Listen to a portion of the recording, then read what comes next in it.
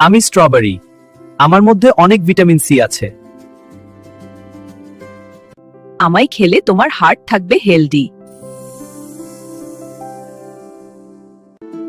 আমি তোমার শরীরে এনার্জি বাড়াতে হেল্প করি।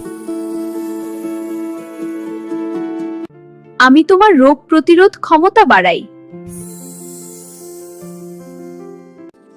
আমি ব্রেনকেও অ্যাক্টিভ রাখতে হেল্প করি। আমায় খেলে তোমার স্কিন থাকবে হেলথি আর গ্লোয়িং।